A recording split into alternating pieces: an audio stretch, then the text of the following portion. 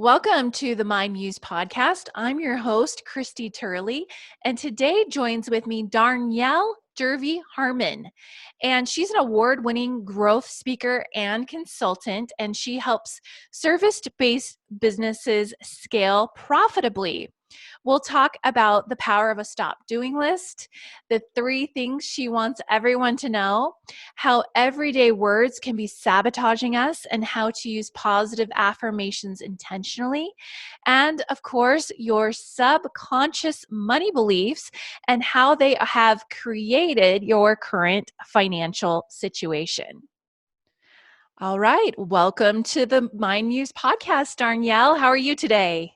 Oh, I'm so excited to be here, Christy. I'm doing great. Good. I am excited for our conversation.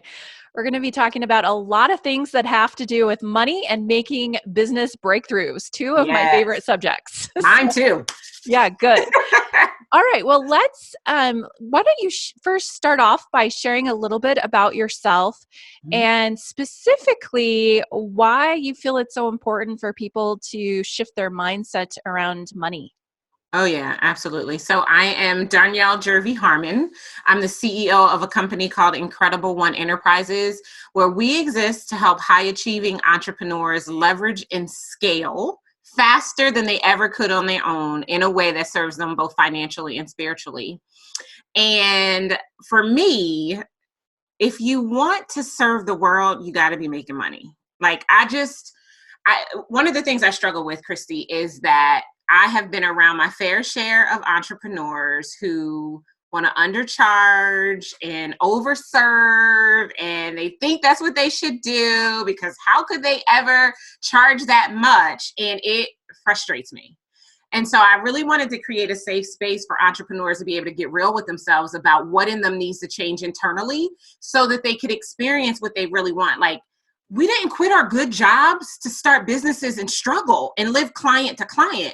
We quit our good jobs, or at least I quit my good job. I was making $125,000 a year as a vice president in my company, and I left there to do better, way better. And when I first came out into entrepreneurship, I was in this sea of women business owners who undercharge, and I did not understand it. And I didn't understand it because when I was in corporate America, we brought in women business owners and we paid them boatloads of money to spend a day on site in our organization. And I just couldn't understand, I couldn't fathom it. But what I realized, and this is why I wanted to have this conversation with you, is that it is the mindset, right? And so I even say, until you work on the 6 inches in between your ears, you will not fill 6 figures in between your fingers, because it's all up here that allows us to experience it down here or in our checkbooks.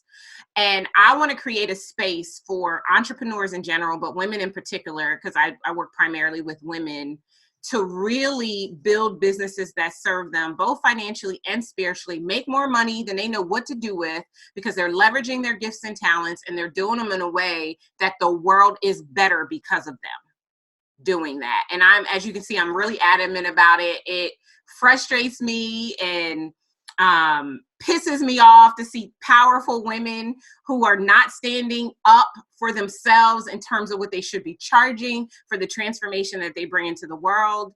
And you probably would say this too. I feel like every single client I've ever had, the very first thing I did was raise their rates because they just weren't charging enough, because they thought that it was okay that they undercharge or whatever the price point was. Because it was more than they needed, it was okay that they undercharge. I don't know. I feel like I'm rambling, but I think that the bottom line and the biggest thing is we cannot be the change we want to see in the world if we don't have money enough to have a voice and a seat at the table. And the only way we're going to be able to get a seat at the table and to make real change is to have money. And we deserve it. It's our birthright. Like, it's our birthright. Yeah, I think there are a lot of things that we have in common, and I agree with you on a lot of those points. And I believe that there's definitely a science to pricing yourself the right way, and a lot of people just don't understand the different pricing strategies. So yeah, I totally agree. Now,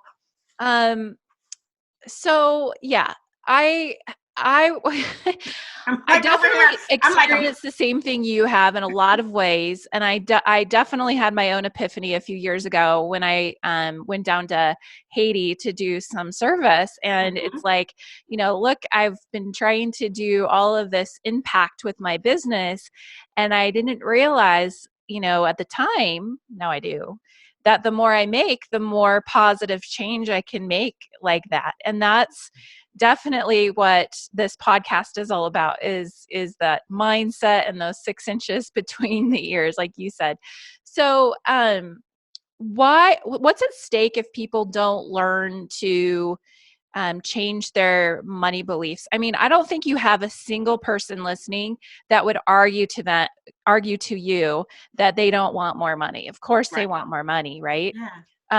But there's probably some invisible forces that are affecting what we're earning. And if people were really honest and looked at what they were earning every year, it probably doesn't change a whole lot. I mean, that's the usual case. I mean, Right.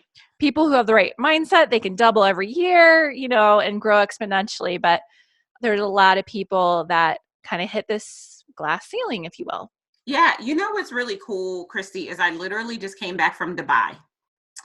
And what I loved about being in Dubai is that it's a very opulent and abundant nation. And the energy when you get off the plane and you're walking through the airport is entirely different than the stench that we have in the US.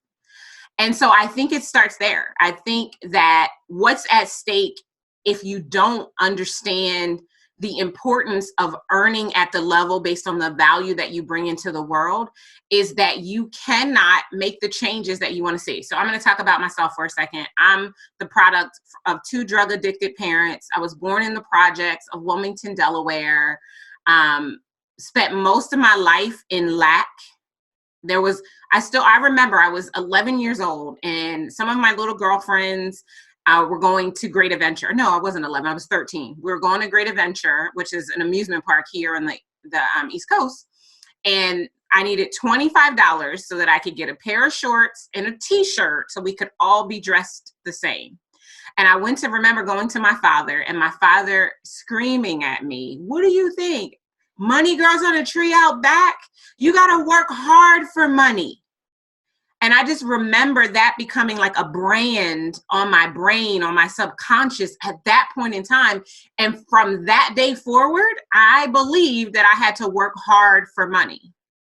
Right? So fast forward to my trip to Dubai last week and being in an energy that was everything you want is already here or will quickly be supplied. And so what's at stake is that our children and our children's children will grow up in a world where they lack if we don't deal with this right here and shift some paradigms and change the way we show up for our families. And this is regardless of if your story is like mine and includes the projects, or you come from a middle class family or an upper middle class family. Even if you're rich, the way you look at money can be off and can impact the way money shows up in your life if you're not careful, if you're not intentional, if you don't know how to get into alignment around it, and you don't make decisions that allow everything that you do to serve you. And so for me, I just think we have to do better. And that's why I love what you're doing. I'm glad that we could have this conversation because each and every one of us raising a stake, if you will, that this is what needs to happen. It's going to create that ripple effect that we need so that people start to ask, okay, what do I need to do to make the shift in the way I see myself and how I see money so that I can then externalize that and show up differently in the world and create a space not only for me to have more of it, but for everybody to have more, because me having more doesn't mean other people have less. Yeah, totally. So you mentioned a couple of specific beliefs that you grew up having. What are some of the other limiting beliefs that people can have when it comes to money? Yeah. There's never going to be enough. You know, I watched my mom. So my mom went to jail when I was 8. And so from 8 on, I was raised by my father.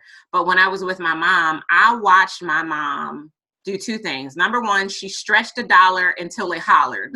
Like, she made the most as she could out of any money. And number two, she was always behind. She was always playing catch up. There was never enough, no matter what was going on. And you know, I mean, to this day, my mom is 66 years old. And to this day, I have conversations with her and she still holds these beliefs that there's never enough money, which is why that's her reality. In addition to those, I mean, that we don't deserve it, right? So regardless of where you come from, again, whether you had a silver spoon in your mouth or you had nothing, because I have friends who had a silver spoon in their mouths that still have a terrible relationship with money because their parents constantly berated them and said that they didn't deserve it and they were ungrateful or whatever the case might be. So it doesn't matter how much money there was in your life as you were growing up. It's about the beliefs that you've internalized about the money. And that's what will show up in your life. And the biggest thing that I see when people don't deal with the beliefs and realize that there's an opportunity for them to change the belief is that they find themselves on this hamster wheel, recreating a cycle for way longer than they have to. And I only know that, Christy, because that's what I did. I mean, I still remember when I got free from myself, from this up here, and noticed that money came easily and effortlessly, and that it wasn't something that I had to stress over or worry about, but it was always ready to be there to give me access to whatever I desired. But I had to just start believing that and seeing it and living it internally and externally for it to show up that way. And it's interesting, the tweaks we make here that create more of it out here. Mm-hmm. Yeah, definitely. Your inner world creates your outer world. Yeah. And really, like, our subconscious mind is like a computer program. It's literal too.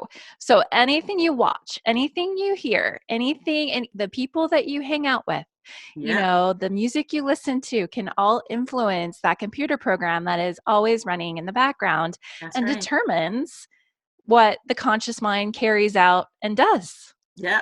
It's kind of scary and freaky when you learn more about the brain. Yeah, it is very scary when you realize it. But, you know, it's like Dr. Maya Angelou said, once you know better, you can do better. Yeah. So now everybody who's listening, if you've never heard that before, right? And your subconscious mind, when you were born, that's all you had. And everything that was created in your life, where the imagery and the thoughts and the words and everything you took in from birth to the age of 7, it has created the reality that is your life today, unless you have changed the programming on the tapes. We even had a guest that was talking about epigenetics and your family history. If you guys are listening, look that one up too, because it's not just what you grew up around. It's, you know, your parents and your grandparents and what they've passed to you through DNA. So yeah, it sounds crazy, but it's true. There's so much research on it. So and it's pretty interesting. We have to know, right? We can't. And so I always say, and for anybody who's listening, if you are an entrepreneur or a small business owner and you're just not making ends meet, I can almost guarantee you that there's something wrong with the way you look at money. Consciously, subconsciously, but there's something wrong with the way that you look at money. And that is the reason why you're not earning more of it. One of the things that I do early with my clients, Christy, in that first conversation is we kind of lay it all on the line, right? And we get right to the heart of what they think about money, what's been going on with it. I have them do an assessment so I can see what's come in or hasn't come in and all of that. And I'm able to find those tapes that we basically have to take a sledgehammer to and crack them so they can stop playing in their minds. And it seems like it's in an instant, their ability to generate more intensifies, right? I've had clients go from barely earning $5,000 a month to earning $50,000 or $100,000 a month with doing almost only mindset work.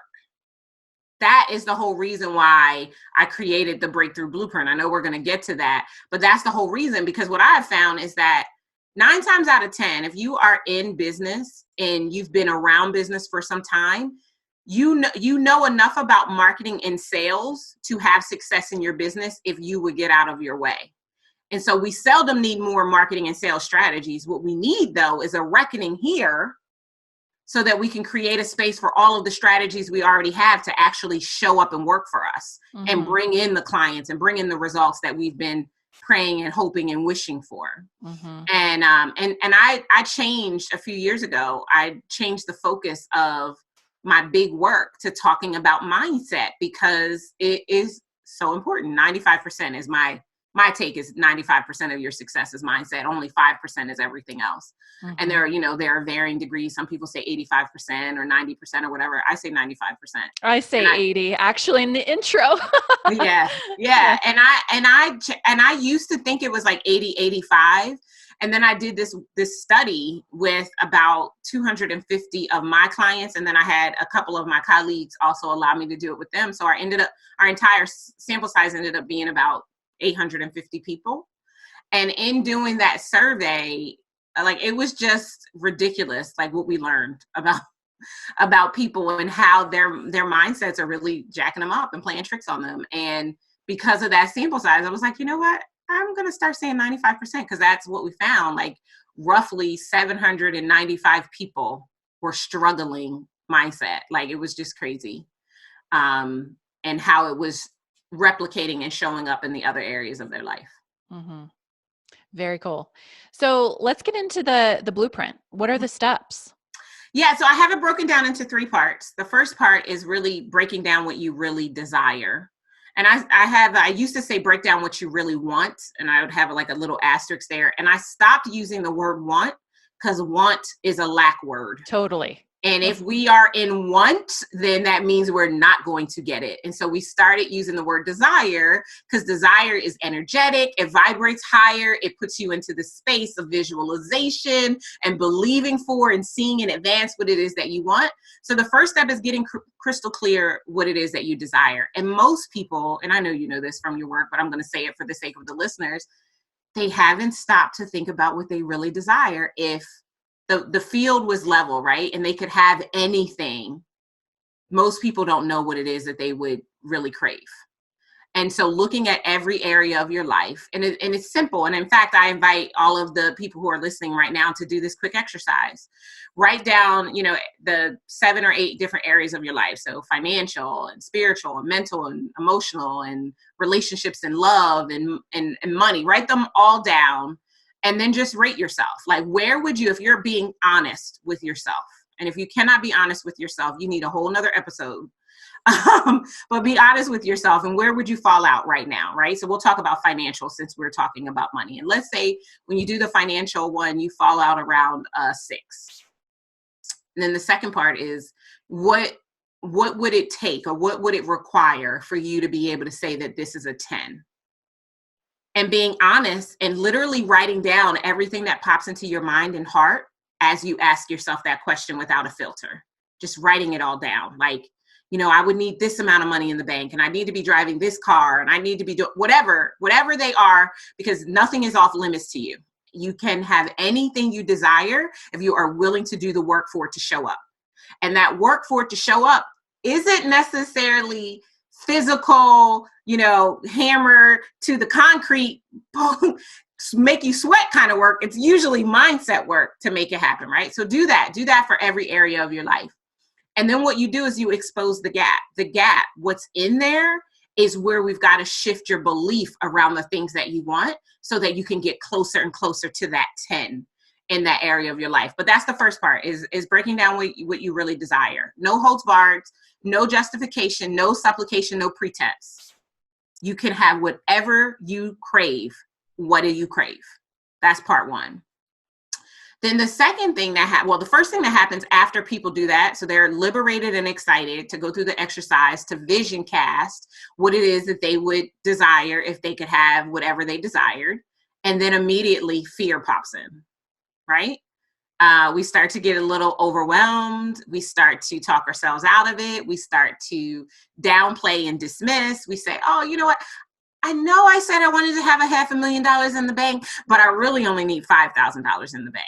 Because the thought of living into our capacity scares most people, because we've been led to believe through our own thoughts, through what we watch, what we see on TV, wherever we're getting our lessons from, that people who have a lot a lot is required of them. Right? So the second step is to break out from everything that's keeping you from what it is that you desire. That's where your fear and your limiting beliefs, your self-sabotage, your misalignment, and all of those things live. So this is where we do the intense work to shift the paradigms that have been running your life for the better of however long you've been living, minus 7 years.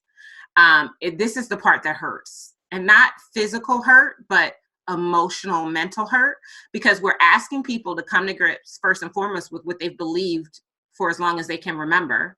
And then we're asking them to believe something else, and that makes them question who they are and literally brings their identity into question. And most people, when their identity is put into question, shrink back into a lesser version of themselves. And this is why people don't go to the next level. It's this. You're smiling because I know you know this, right? This is why we stay stuck. This is why we don't produce at a higher level. This is why we don't change the world. This is why we don't show up on bigger stages. This is why we don't close the high-end clients. This is why, because when faced with the opportunity to up-level and become who we were created to be, most of us settle into the fact that we don't deserve it. And so we shrink back. Even though Oliver Wendell Holmes said, once a mind has been expanded, it can't return to the same place. So that's part 2, is really breaking out of what's in the way. And then the third part is breaking through to the right things that you have to start doing in order to bring what you desire into view consistently and quickly for you. And that is usually where we tap into whatever marketing and say, depending upon what it is, right? Because it's different for every person. But that's where we create some customization and we look at what needs to change and what you need to start spending your time, what you need to dial up and what you need to dial down in order to be able to create a space to see what you decided that you desired in that first phase to actually come into view, because now all of the self-sabotage, the limiting beliefs, and the misalignment is out of the way. Now, does any of that ever pop up again? Like, how do you know you've actually gotten it all? Yeah, no, it has the potential to pop up, because as the saying goes, at every level, there's a new devil. And we're not talking about the serpent in the Bible. 9 times out of 10, we're talking about your inner incredible snatcher who still wants to stay in the space that they think keeps them safe, right? Our ego created fear to lead us to believe that wherever we are in that moment is our safe space, right? And it's real, we're not safe, because if we are shrinking back or we're not changing humanity, then there is no safety for us. But you know, we've leaned into the lie that some is better than nothing, or if it ain't broke, don't fix it, or you know, I could keep going on with those axioms about how we placate and make it okay that we don't live into who we were created to be. And so, yeah, it's going to pop up, right? I say it all the time. I wish we could go to bed and when we woke up the next morning, we had no memory of all of the limiting beliefs that we used to have, right? And I always say, no one goes to bed a blunder and wakes up a wonder. Every day you have the potential to be challenged for your new beliefs. And we have to keep leaning into the beliefs, which is why we have to create a new normal, which is why the word desire and words like that are so important, which is why we need to start every day in visualizations. You know, I always say you have to see it before you see it so that you can actually realize it. So we have to do that every single day. We have to speak life over ourselves. We have to use those powerful affirmation statements, even when they don't make sense, even when we look at our bank account, we're not a millionaire, or even when we look in the mirror and we are 10 pounds heavier. We have to still keep saying it every single day, because we're reconditioning our mind to create a new normal. And as we continue to say it over and over and over again, our mind's ability to push back lessons and lessons and lessons. If it's like my mom used to say a lot of years ago, if I have to tell you this one more time, right? But when you tell yourself it one more time, you increase the likelihood that it sticks, because it has to become the new tape. Because if you only say it once over yourself, and this is where people go wrong with affirmations, they do it one whole day, right? I am powerful. I am great. I'm amazing. And then the next day they forget to do it and they go right back to being broke and busted and disgusted, right? But the more you say it, the more you speak it over yourself, the more you're retraining your brain to create a new normal for you and to allow those patterns to now become what is your reality. But if we only do it once, it won't happen. I think it was Brian Tracy was the very first person who introduced me to that, I don't know, 20 years ago, maybe, with writing your goals down every single morning. I literally have a journal. Here's one of my journals right here. It says happiness looks good on you or looks gorgeous on you. And I literally every morning rewrite, I am so happy and grateful now that whatever it is that I am desiring to bring into my life experience in positive present tense as if it has already occurred. I then thank, I'm a believer, so I then thank and praise God for those things showing up massively in my life. And I literally do that every single day, sometimes twice a day. When I come into my office and I have a conversation with a potential client and they tell me no and my feelings get hurt, guess what? I go right back to my journal, right back to reading over myself. Feelings right don't get hurt. I mean, well, sometimes, sometimes we really want a new client. We know we can help them. Yeah. And we get emotionally attached, which is actually a good point that you interjected that, because we do have to detach from the outcome. That's the best way to make sure that we actually end up getting what it is that we desire. But yeah, I'm constantly doing it. It's not theory, you guys. It's what I live and breathe every single day in my life. So good. Now, is there a wrong way to form an affirmation? Well, I forget who it was who said it first, but I've heard a lot of other people say it since then. And the gist is this: whatever follows I am is going to hunt you down and overtake you. So make sure whatever you want to hunt you down and overtake you is what you speak over yourself, because your I am statement is your ability to produce and create life and abundance and positive energy around yourself. So we have to be careful. I call them casual covenants when we speak amiss, right? So you're walking past yourself in the mirror and you say, oh, I'm so fat. But you just made a casual covenant and you just told yourself to be fat. Your subconscious takes every command and everything that you say it as if it's the truth. Literal. So it brings more of that into your life experience, right? Mm-hmm. So the right way or the wrong way to state your affirmations and to speak over yourself is to speak things that you do not desire. Speak only what you desire as if you already are it. That is the power of the I am. Not, I want one day I want to be. No, I am a millionaire. Even if the memo hasn't caught up to your bank account yet, you have got to see it. You've got to say it. You've got to see it. And the see it is the visualization, right? So then I would say, if you were a millionaire, how would you act? How would you dress? What would you do every single day? I tell people, I like to, one of my good girlfriends and I, we do this like probably once a month. I love to do it. We go to Walmart and we just hide money in random items. So like a can of Maxwell House, it has the plastic can on lid on top that you can take off. So we take the lid off and we put a $20 bill down there, or some like a pair of shoes in the shoe department. We shove a $10 bill in the back of the shoes, right? Like you just have to act like you would act if you were that. Always be giving, always be doing, be personifying the character traits of a person who is that thing, because your subconscious, again, takes everything that's presented to it as if it's the truth. So if you begin to do these things and you do them in consistency, they begin to show up for you. And then before you know it, you're like, wait a minute, I am a millionaire, which begins to change everything. Yeah. Awesome. And is there, I know that I am statement is so crucial. Is it better to have a noun or an adjective? Does it matter? Like some people will say like, I am, and then it's like this inanimate object like gratitude or love, versus your example was a millionaire, or I am growing in whatever, the I think all of the above.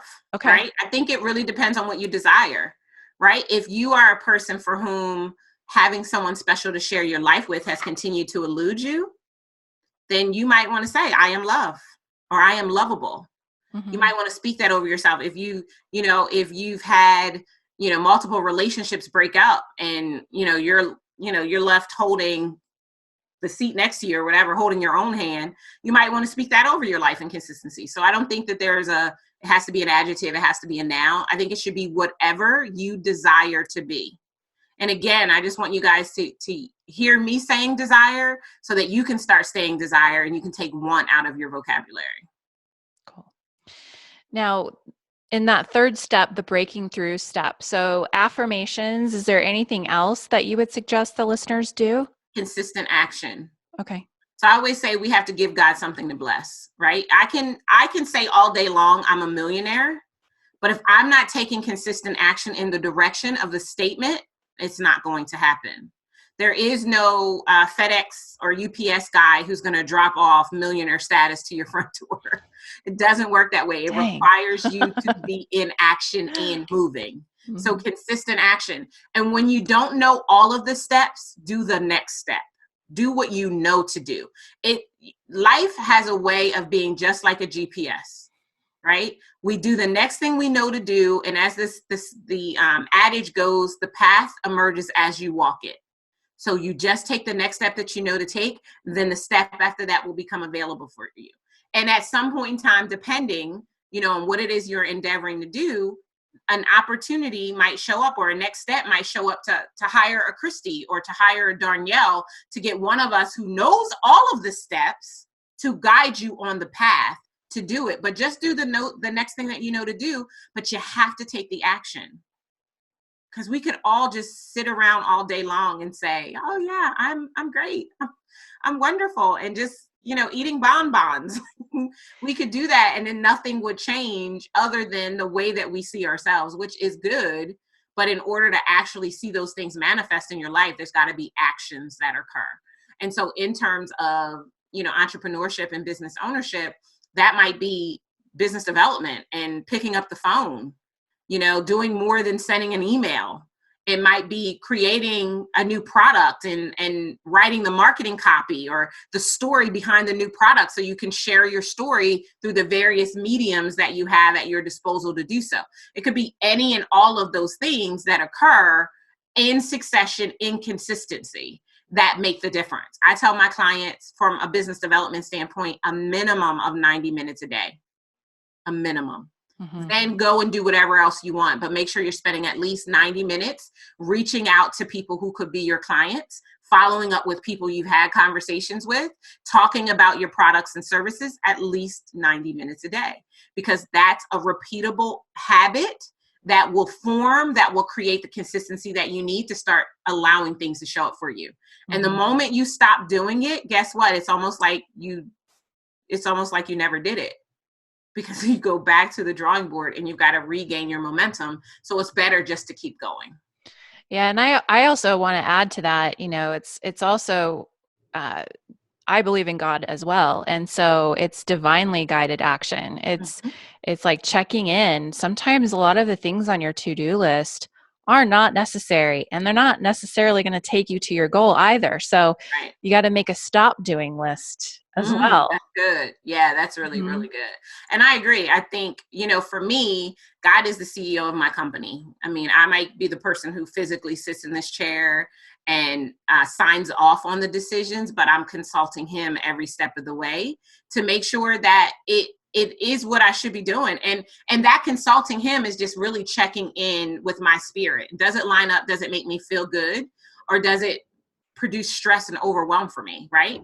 And being able to honor myself enough to say, yeah, no, this is not a good idea for me. Like I had an assistant that was with me for nearly 2 years who left to go on maternity leave, and then she's going to be a full-time mom.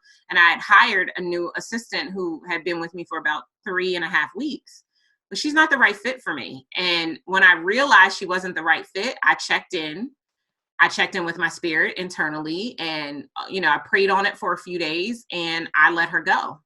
And I was like, listen, you probably are a great assistant. You're just not a great one for me. And I need to be in a space where I'm surrounded by people who add value and give me life and not who frustrate me or drain you, overwhelm and give me stress. Mm-hmm. So I got to let you go. And Mm-hmm. sometimes it's just that, for me, I spend time every single day before I start my day, and sometimes throughout the day, which is why my journal is sitting on my desk checking in. So I definitely agree with you about that divinely inspired action, and making sure that whatever you're going to do does in fact serve you at your highest level for your highest good. That means sometimes firing clients, Mm-hmm. right? Like I just created, well, I have a program that I enroll people into, and I just enrolled somebody on Friday, and then I had a meeting with my team today, and we decided to change the investment, and we lowered the investment. Well, that person had already signed up at the higher investment, but guess what I did? I called them today and said, hey, we made a decision today to change the investment for the program, so that means it's going to change for you too. Because that's integrity, Mm-hmm. right? And I don't ever want anything to keep me from experiencing everything that I desire.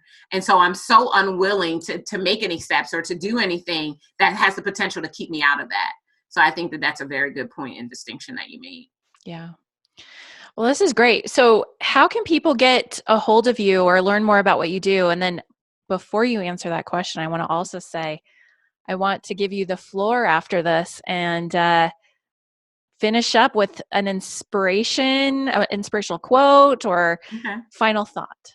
Okay, awesome. So yeah, I would love to connect with any and all of you out there. I have this really, really powerful masterclass that I'd love to share with you. It's called 3 Gaps Keeping You from Your Next Money Milestone. I believe that there's probably more than 3, but there are 3 really, really powerful mistakes that entrepreneurs and small business owners make that keep them from making the money that they really desire to make in their business. And so I created a masterclass that really walks you through what they are and what you can begin to do differently in order to close those gaps and turn them into gateways to your next level. And I would love to offer that to you if you just go to nextmoneymilestone.com, nextmoneymilestone.com. And what I would want to say to you in closing is 3 things. Number 1, before you were formed in your mother's womb, you were gifted with every skill and talent that you needed in order to be able to impact the world in a very special way. Own it. Number 2, you are more than enough. And right now, in this moment, there is someone crying themselves to sleep on their knees in prayer and struggling because they're waiting for the real you to show up and answer their problem. And number 3, it's time to live your best life. It's time to recognize that abundance is your birthright, and who you are is absolutely incredible. And you were born to shake the planet. Thank you. Thank you for being on today. My pleasure.